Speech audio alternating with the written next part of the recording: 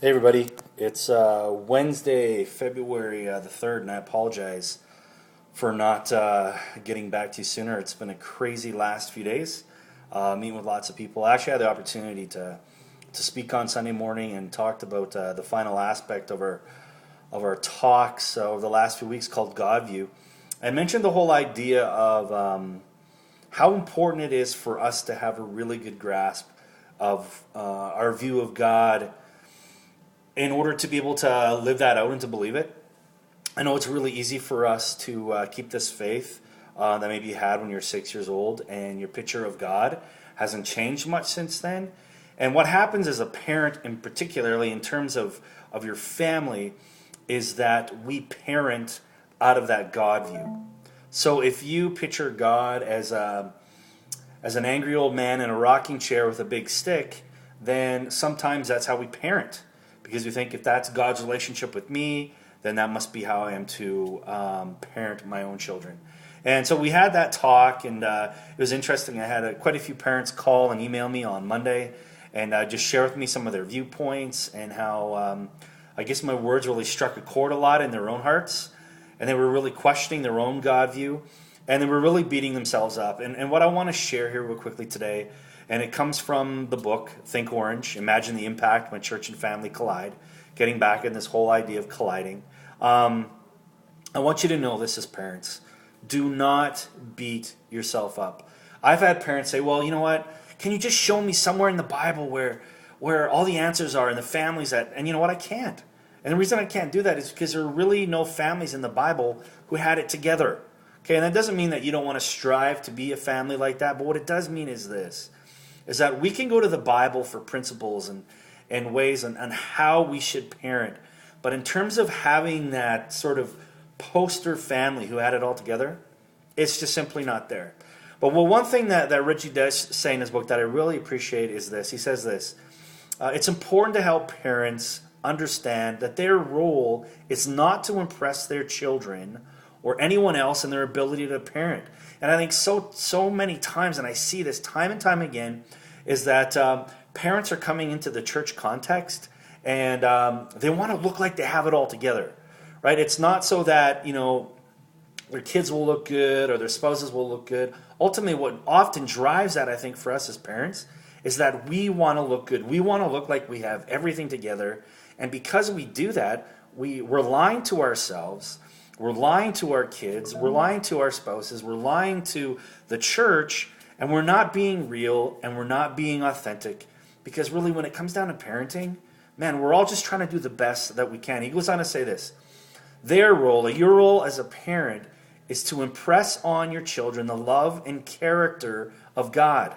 Okay? That's your job as a parent, is to impress on your children, what? The love and character of God. That's why if you got this really messed up view of who God is, the love that you're going to have for your kids in the same way is going to be messed up. He goes on to say this.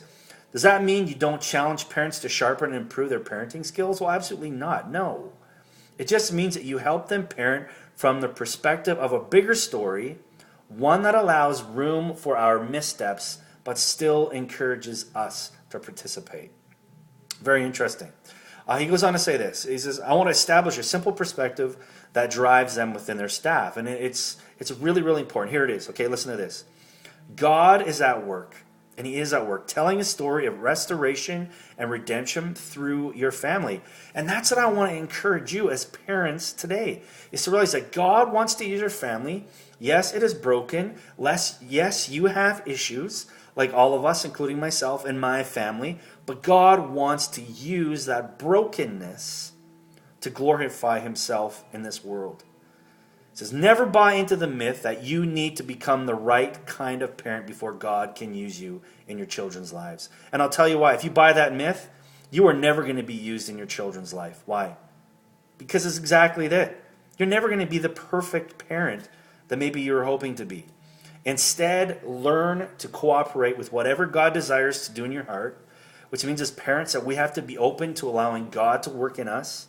And if you're viewing him as a nasty person that's going to smack you upside the head every time you screw up, it's really hard for God to use you. So I pray for you today, parents, that as you're looking at this and as you're thinking about your own heart and your own perspective on God, allow God to touch you in ways that maybe you've never been touched before. Pray that you would surrender those things in your hearts and your lives that you need to give up to Him. And why? This is why. So that your children will have a front row seat to the grace and goodness of God. You know, this Sunday we're moving our services down to our main campus. We're not doing any youth services. And every time we do this, I get complaint after complaint after complaint. We don't want our kids with us in the service. You should be teaching them. You're the experts. Blah, blah. You know what? You know what I say to that? I say this. Your children need to see you.